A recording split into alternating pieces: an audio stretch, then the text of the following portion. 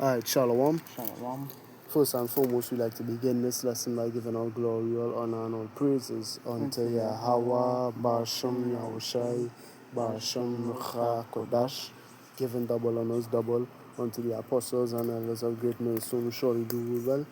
And as always, we like to say Shalom unto the elect. Shalom to the elect.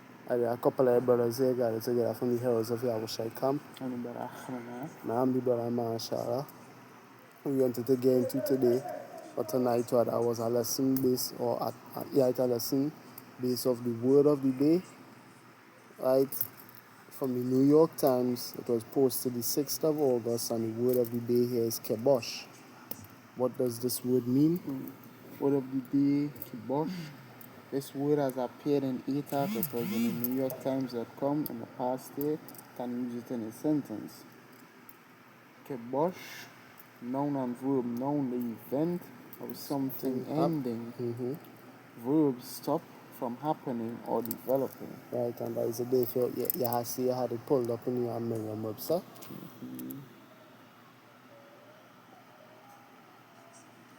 Kibosh. Salakia.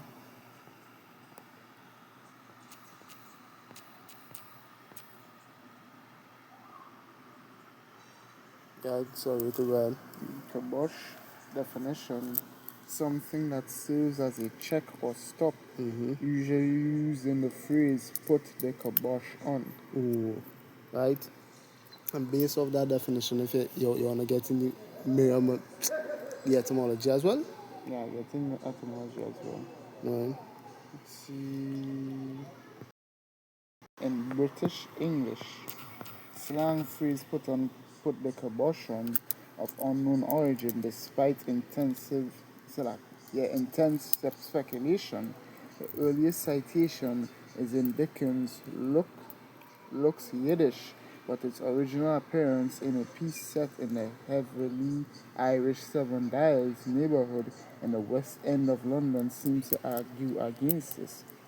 One candidate is Irish, Kai Bahais, or Capin Bahais, cap of death, sometimes said to be the black cap on a judge.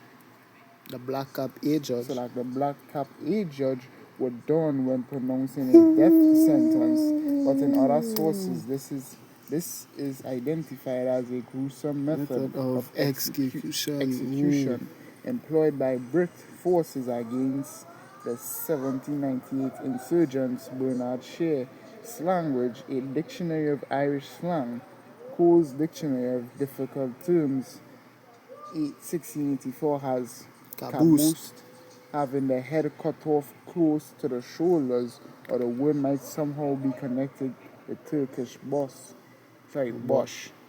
Right? So, we see in here, right, based off this word, we want to go into the topic. The return of Yahushai is going to put the kibosh, or the event of the return of Yahushai is going to put the kibosh on Esau's reign, right? And the return of Yahushai is an event in and of itself. It's a prophecy. It has prophecies about his second coming. Look at Acts chapter 1 and verse 9. Verse 9. Acts chapter 1 and verse 9. And when he had spoken these things, while they beheld, he was taken up, and the cloud received him out of their sight. Right, good. And while they looked steadfastly towards heaven as he went up, behold, 2 men stood by them in white apparel, which also said, Ye men of Galilee, why stand ye gazing up into heaven? This same Yahushai, which is taken up from you into heaven, shall so come in like manner as ye have seen him go into heaven.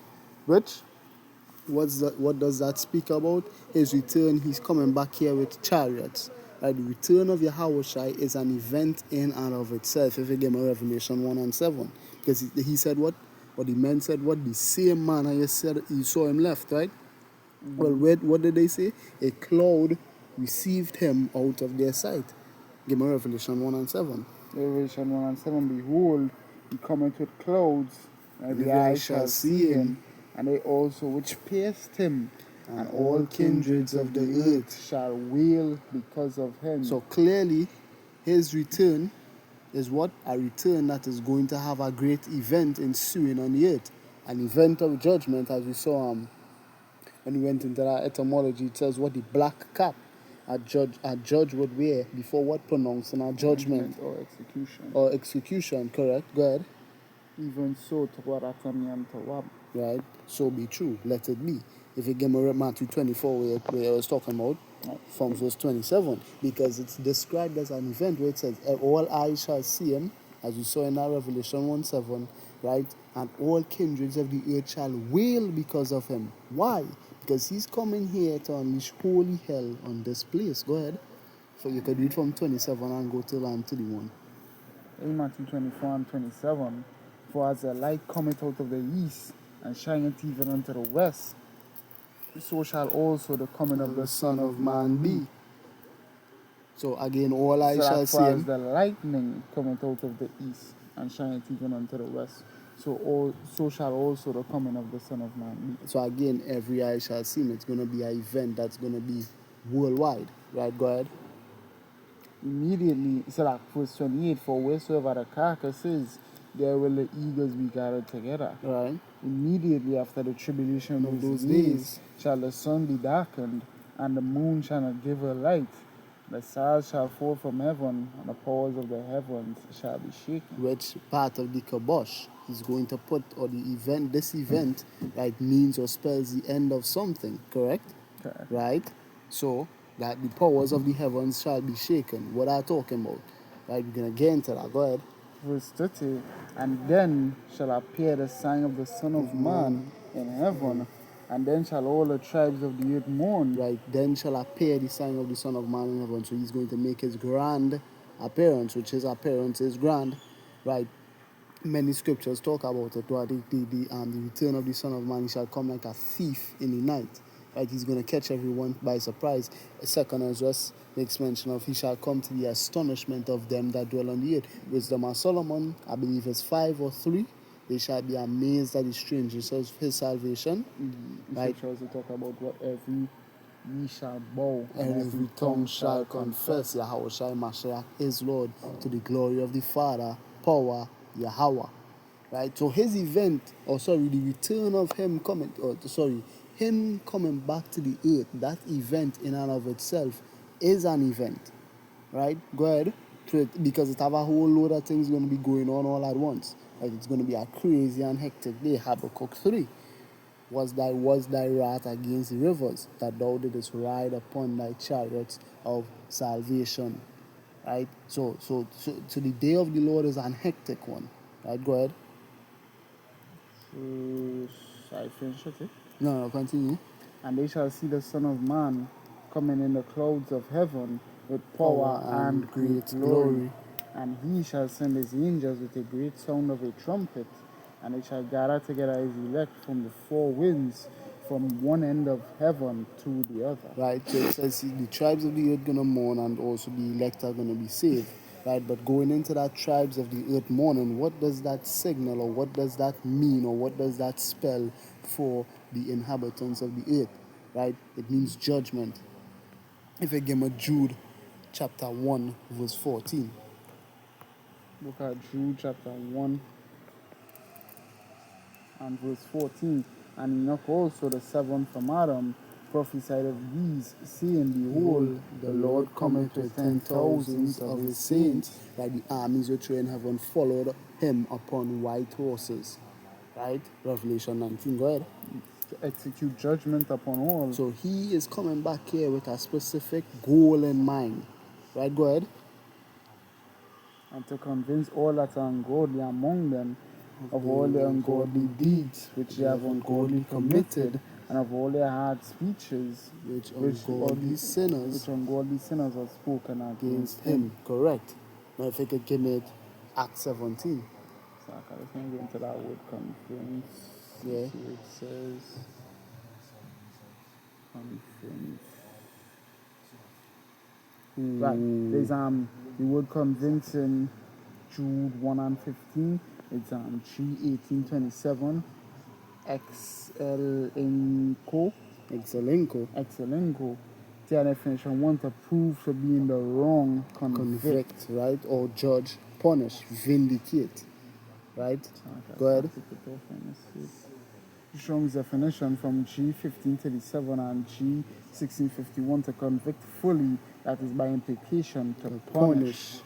Right? So he's coming here to punish all the ungodly men of the earth, right? Chiefly the high ones, as it says, as we're gonna go into, right? The powers of the heavens being shaken, the ruling class, right? The ones who dwell on high. As scriptures make mention of, he shall punish the host of the high ones on high. Punish.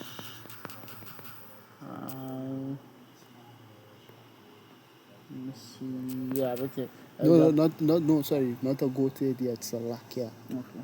Salakia, because we gotta continue if you give me Acts 17. Look at Acts chapter 17 and verse 30. Yeah. And it reads, and the times of his and the times of this ignorance power winked at, but now commanded all men everywhere to repent. So now the Most High fed up at his shit, and he's telling everybody who needs to repent that you need to repent. Why, or to what end, or for what reason? Because he had appointed a day under which he will judge the world in righteousness by that man whom he had ordained, whereof he had given assurance unto all men, and that he had raised him from the dead. And that man he's using to judge the world in righteousness is Yahushua, right? One clue, he had given assurance unto all men, and that he had raised him from the dead. But also what he's going to judge the world in righteousness is not Yahushua coming back here and in righteousness doth he judge and make war. He's going to judge the world in righteousness. So that man he's speaking about clearly has to be Yahushua, right? And Yahushua's coming spells the end of something. If you could give me 1 Corinthians 15 from verse 24. The book of 1 Corinthians chapter 15 and verse 24. I believe it's verse 20. Yeah, just in fact, you could even read till verse 27. Read verse 24, 1 Corinthians 15 and 24. Then come at the end. So then come at the end. The end of what? Because we know his return spells the beginning of something. It's the rulership of Jacob. Acts chapter 1, will thou at this time restore the kingdom to Israel. Right? So we know his coming is the beginning of something, but it's also the end of something else. Right? Now for a second, it's just... We're gonna get her. We got her? Yeah, it's good. You could say like this, then come at the Kibosh. The Kibosh. Yeah, he's coming to put the Kibosh on something. Right? And he shall have delivered up the kingdom to Yahweh. Which this is how we know this is speaking of his second coming, right? So his Kibosh, he's coming to put the Kibosh, the event which is going to put the end on something. What is that something? Well, we're going to get into it, but continue. Who is the Father, and he shall have put down all the rule, all rule and all authority and power. For he must reign till he had put all enemies under his feet. The last enemy that shall be destroyed is death. For he had put all things under his feet. But when he saith all things are put under him, it is manifest that he is accepted, which should put all things under him. So when all things shall be subdued under him, then shall the Son also himself be subjected unto him that put all things under him, that power may be all in all, which is a cut to you Christians about our Trinity doctrine garbage, if you could receive that. Is he putting all things underneath himself and then subjecting himself to himself? No sense. Doesn't make any sense. But anyhow, forgetting that point, right, or putting a pin in that for a later video, what we want to understand is, what is verse 24 talking about? Then come at the end. The end of what? Well, the brother had it there. He just quoted it, the second Ezra 6. In second Ezra chapter 6 and verse 7. Yep, you could. Yeah. Verse 7. I answered, so I read from 2nd Ezra 6 and 6, and I did consider these things, and they were all made through me, all and they were and all were made through me alone, and through none other. By me also they shall be ended. And by none other. Right, so the Most High is going to put the end on this. How we know? Because even though it's Yahushua physically coming, Yahushua is not coming here until the Most High gives him the go-ahead. He told his disciples this in Acts 1. Will thou at this time restore the kingdom to Israel? He then said, it is not for me, you, to know, right? Sorry, it is not for you to know the things that the Father had put in his own power. Telling his disciples what? You don't know, and I don't know, and not even the angels in heaven know when the Most High is actually going to send me back here. The Right? scripture say that too. Lo, here's the Son of Man out there. Believe him not? Angels, no, no angels. Let me see. It's not. Not the angels in heaven. Yeah, they are Matthew 24 Yeah. and verse. No, not that one. Is it Mark? I seen it. None of the angels which are in heaven, for that they know it no man. No, man. Let me see. It's the same one here, so that Mark 13 and 32, but of that day and that hour, know it no man, no, not the angels which are in heaven, neither the sun, right? That is the point I wanted because Mark 24, so like Matthew 24:36, but of that day and hour, know it no man, no, not the angels of heaven, but my Father only. That's in Mark the 13th chapter and verse Sorry, 32. what precept was that? I just said Matthew 24. Matthew 24:36. Right, But in Matthew Mark 24, 36. But of that day and hour know it no man, no, not the angels of heaven, but my Father only. Right, But and in then you Mark have it in the Mark. 13 and 32, it says, but of that day and that hour, know it no man, no, not the angels which are in heaven, neither the Son, but the Father.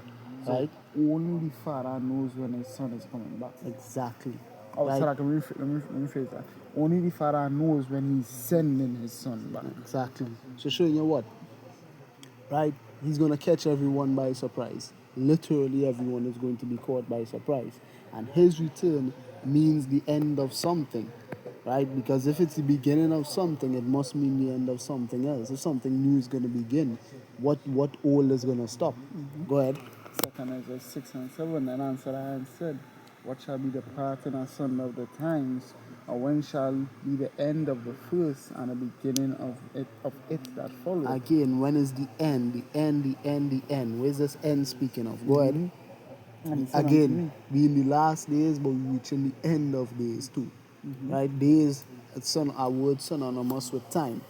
Scripture Right? also say too, when you read this in the New English Bible, it says, what shall be the dividing of the ages? Exactly. So what days being a synonym for time, right? A metric for time, right? When is the end of all of this time that we currently living in? When is the end of Esau's days? Go ahead. And he said, and he said unto me, Zechariah 6 and 8, and he said unto me, from Abraham unto Isaac, when Jacob and Esau were born of him, Jacob's hand held first the heel of Esau, For Esau is the end of the world. and Jacob is the beginning of it that followeth. That is exactly the point right there. What Yahushua is coming to put the kibosh on or put the end to is Esau's reign. Again, we said what? The powers of the heavens shall be shaken, right? If you give me Isaiah 24 from 21, Babu Kasha. Isaiah 24 and 21. Right? And the reason it shall come to pass in that day that Yahweh shall punish, Yahweh Bashim Shai shall punish the host of the high ones that are on high. So what the ruling class, the ones who will be dwelling in that heavenly estate, being who? The heads or the chiefs or the princes or the kings of the Edomites today. And of the other nations as well. Right, so your banking families, you Rothschilds, you Rockefellers, you Oppenheimers, you Warburg, and so on and so forth. And the ones we don't know nothing about, yeah, you all are the ones he's coming to meet first. Again, Isaiah 63.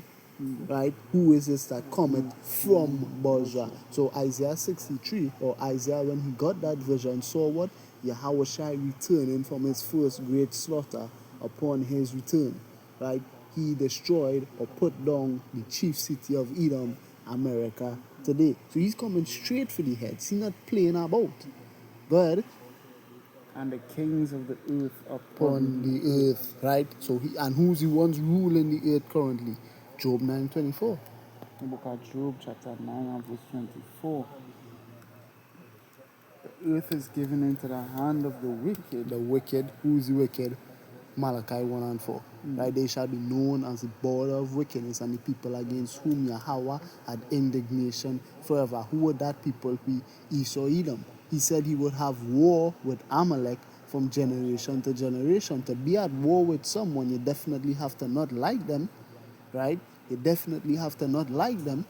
So if he has a problem with these people, have indignation against forever, and then he's simultaneously having war with these people from generation to generation, I'd be talking about the same people, right? Go ahead. Isn't the into the word hand is in the Hebrew Yadah or Yad? Hebrew Strong's Isn't 3027. in Yadah or Yad? And it's let's see, strength, power, boom, boom, boom, boom. Yeah, strength or power. No. The earth is in the power of Esau right now. No, I think it goes to the word control. I want to see if it like that. Control, custody. Nah, let's see the word control. Let's see if it's in French. Let's see. It's supposed to go back to the word control as well. I'm not going back to the word control, but whenever something in someone's hand, it's under their control. Right, so the earth is in the control of the wicked ones today, which the wicked have always been the same ones, even the ones of yesterday, which is who? Esau, right? Right, yeah. This is word hand in your etymology. Right. It's Old English hand, the human hand, also side, part, direction, and defining position to either right or left, also Power, control, possession. The earth is in the power, control, and possession of the wicked ones who have always been Esau, Edom. Right? If you could give me Daniel 2 and verse 44. Because again, who is the kings, who is the rulers? He's going to put them all down, right? As the brother would have said, it's not just the head of the Edomite nations, but also the heads of the heathen. He was the stone that smote the statue. He was the one who put the end to all the rulers, all the ones who reigned on the earth before him, right? Revelation 6, and he went forth conquering and to conquer. I believe I'm in that same Revelation 6, and on his head he said crowns. No, on his head were many crowns. Well, many crowns. Why? Because he took down many kingdoms. This Daniel 2 we read on about when you go into the statue, right? This statue or each part of the statue was a representation of a specific kingdom. And that's Sorry, not Revelation 6 where it says he had many crowns. like Revelation 19. Let's make sure. And on his head were many crowns. And he Yeah, had a it says name Revelation written. there, and it Yeah, and says head were many crowns, and he had a name written which no man knew.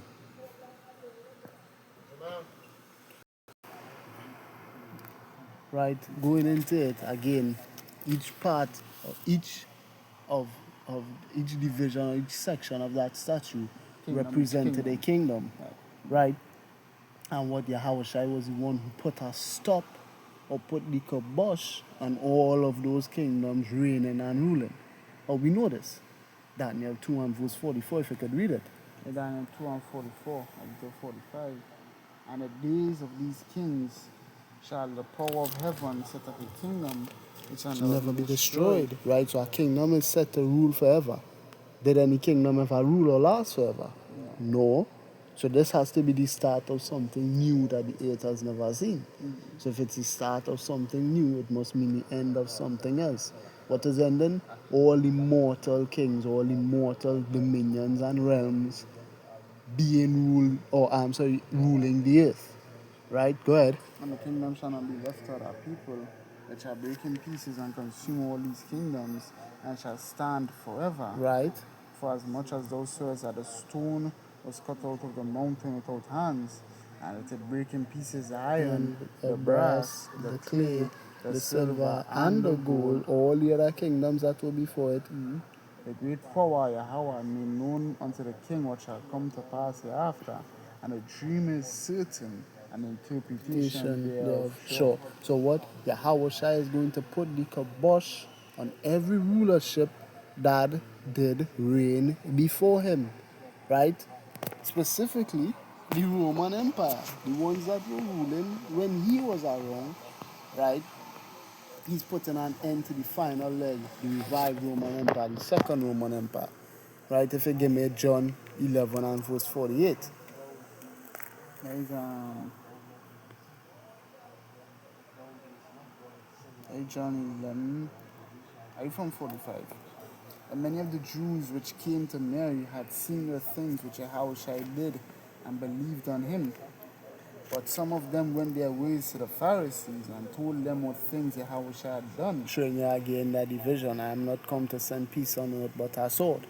Right? Not everyone believed on Yahushua. Some did, many didn't. Go ahead. Then gathered the chief priests and the Pharisees a council and said, what do we do? It's like, what do we? For this man did many miracles. If we let him thus alone, all men will believe on him, and the Romans shall come and take away both our place and nation. Right? And who was the Romans? Or who was that? Who was the ruling class? Who was the common Roman man in that time? The Edomites. Right? Who was the man they set over the province of Judea or Jerusalem at the time of Yahushua's birth? Herod. When you go into Herod, who was his father? Antipater the Idumean. Right? The Greek way of saying Edom. Right? So the Romans, right, the ruling class of Rome, which is ruling class of any civilization, or sorry, your ruling class of any kingdom, tells you who that kingdom is set up for, right? That the nation who's the ruling class is who that kingdom is predominantly, right? So if the ruling class of the Romans were Edomites, that means by and large, more often than not, when you read about Romans, right, you're speaking of the Edomites, right?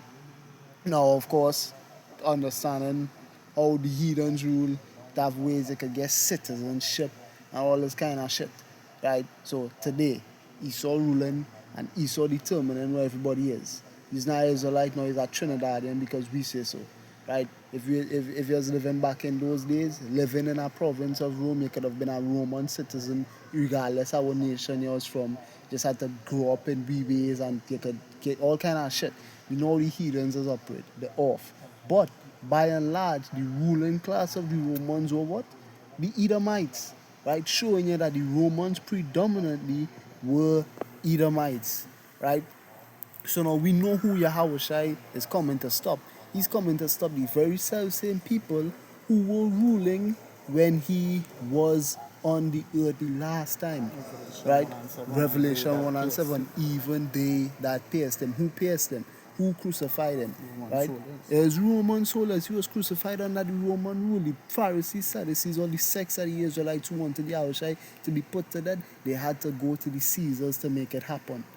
Right? Pontius Pilate, what, washing his hands of the basically the whole situation or death or how this whole thing came about for him to be crucified in the first place, but what they had to go to them, right? So we understand who Yahushua is coming here to put an end to. Who is coming here to put the kibosh on is the ruling class, the Romans, you Edomites. It's still wrong. We know who you are, and he definitely knows who you all are, right? And he's coming to meet you all, right? So he's going to put the end on Esau's reign, right? But also when you read the Kibosh definition, right, it had the noun definition, which is an event that puts an end to something, right, roughly paraphrasing, but the second definition was what? Something that stops something from developing or happening. But I'm gonna pull it here. Right, stop something from happening or developing. That's when it's being used in the verb sense or the verbial sense. Right? Yahushua's return or the event of Yahushua's return to the planet is going to stop something from happening. Esau consolidating his rule and reigning forever. Because if we leave, or rather if the Most High Yahweh leaves Esau to rule, right, he would rule forever. And that would spell a whole load of shit. This is all going to be plunged into a whole load of shit if Esau continues to rule. Matthew 24:22. Yeah, Matthew 24. Are you from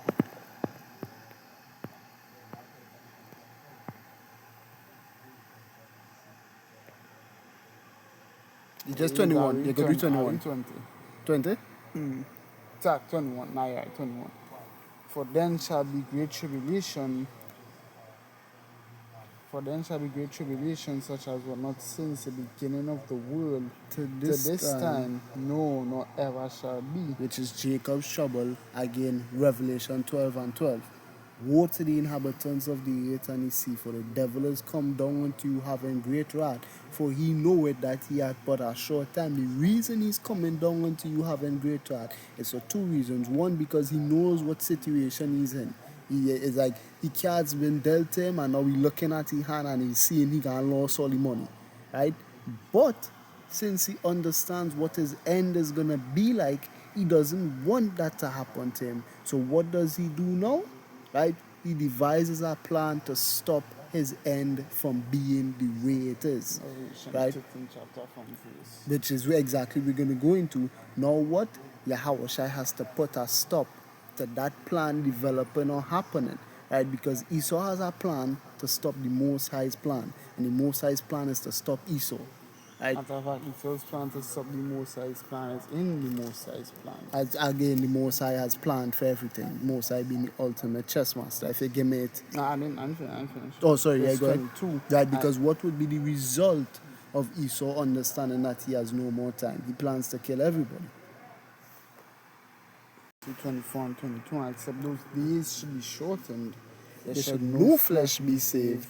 But for the elect's sake, those days shall be shortened. And that is Esau's ultimate plan. If I can't have it, then no one can. Because ultimately he really wants it. If you give me it, Psalms 49. Sorry, you're going somewhere? Yeah, because Oh, you wanna go? that shortened should be put a stop to, because Right, again, he would love for this thing to continue the way it is. That is where he constantly thinks about how could we keep this shit going the exact way it is right now. That is the plan of the ruling class, to keep ruling. Right, go ahead. in Psalms 49:11, the inward thought is that their houses shall Continue forever, so their kingdom, their rule, their empire, their dwelling places, go ahead. and their dwelling places to all generations. They call their lands after their own names. And that is the whole point right there. What they really want and what they really seek and what their real plan is to keep this thing going for as long as possible. And if possible is forever, then we all in. Right? That is their plan. But Yahushua needs to stop that. He's going to put the kibosh on it. Right? He's going to stop that plan from happening or developing. And how have they decided to let that plan be? How have they decided, right, to make that plan a reality? If you could give me Revelation 13:16. In fact, I could even read from verse 15. In fact, Salakia, if you could, before we even go there, because I need Trump card, give me Job 20. And from verse 20. In Job 20 and 20, surely he shall not feel quietness in his belly. Right? He shall not see peace. Right? Go ahead. He shall not save of Because Salak cannot cut you off, but that quietness representative of peace. Again, I believe it was, not even believe, the Most High said it, or sorry, it was said about Solomon, the earth was quiet before him, right? Solomon, Shalom, peace in the Hebrew, Solomon's kingdom, he had 40 years of peace, and the Lord made the earth quiet before Solomon. So no wars, no none of that shit, right? Solomon ruled in peace, right? And even Alexander, when you read First Maccabees, it makes mention of the earth being quiet before him as well. So basically on top, and they get to enjoy being on top because no one is coming against you. The Most High is saying they do not get that privilege, right? They won't. They're not going to feel that quietness even though they would like to. Go ahead. He shall not save of that which he desired. And we're going to show you what he desires in that Revelation 13 and to what end. Right, go ahead. There shall none of his meat be left, therefore. So that there shall none of his meat be left. Therefore shall no man look for his goods In the fullness of his sufficiency, he shall be in straits. Right. Every hand of the wicked shall come upon him. So I just want to see what that says in our translation. In the fullness of his right, in the fullness of his sufficiency. So when he has everything he wants, BBE translation. Even when his wealth is great, he is full of care, for the hand of everyone who is in trouble is turned against him. Easy English. He may be very rich, but he will soon have many troubles. ISV. Even though he is satiated and self-sufficient, he suffers. Everyone in any sort of trouble will attack him with the hand of the wicked. That wicked goes into the Hebrew word aimal, which goes into what? Hebrew Strong 6001, this laborer, sufferer. Who's the laborers today? The fishers of men, the prophets, right? So eventually every hand of every prophet is going to be against him at some point. Even now, our hands are against him through prophecy, Jeremiah 28 and verse 8. The prophets that have been before me and before the of old have prophesied against many great kingdoms and many rulerships of evil and of pestilence, right? So again, it's even begun now in a spiritual sense, a spiritual war we in. But when Yahushua returns, it's going to get very, very, very, very physical. Right? Go ahead. and even then, what the hand is going to be against him, because the hand is Yahushua. Exactly. Verse 23, and he's about to fill his belly. Yahweh Bashem Yahushua shall cast a fury of his wrath upon him. Correct. And shall rain it upon him while he is eating. Exactly. So what you're not going to feel at peace. The Lord plans to stop you in your tracks. He's planning to stop your plans from happening or developing. Right? And what's the ultimate plan? You're going to go to it.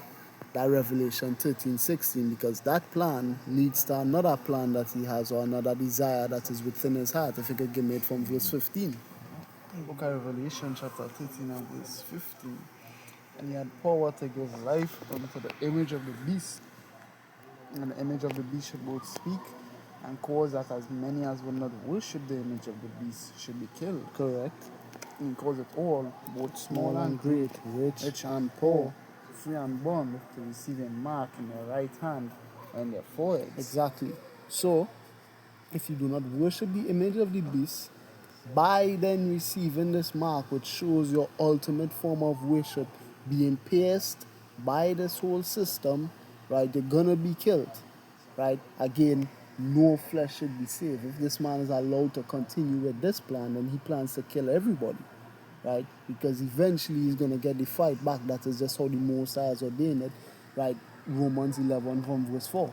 Right? What say the answer of the Most High unto him? I have reserved unto myself 7,000 men which will not or have not bowed the knee to the image of Baal. Again, Matthew 24.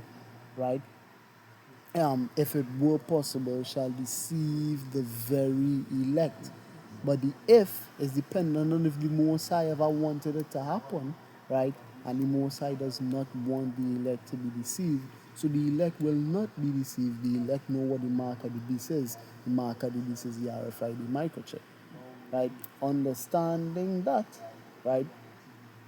That's his plan. His plan is to mark the whole world, thus making him their God. And we're going to show you this. Go ahead, verse 17. And that no man might buy or sell, save he that had the mark, or the name of the beast, or the number of his name. So the power of life and death, and the power of whether or not people prosper in this life and are happy, he's looking to put it into his own hands. So what the Right? power, life, and the things that which is needed to sustain life. Exactly. He wants that under his In wants his control. full control of that. Exactly. Because he doesn't have it, and he's that pissing him to fuck off. How we know? I know he paranoid that he don't have that. Why? Because doing that would then make him God, and that's his plan.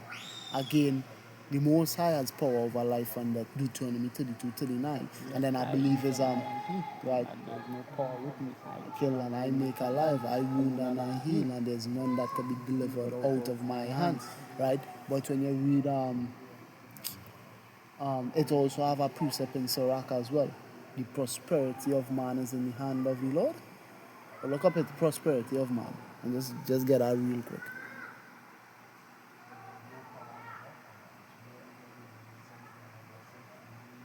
Right. PR. No, this one.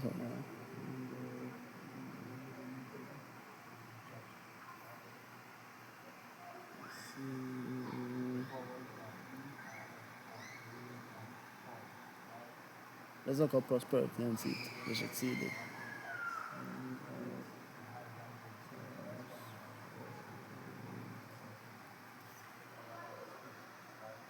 Right. Oh, it's God also, isn't it? So 10-5.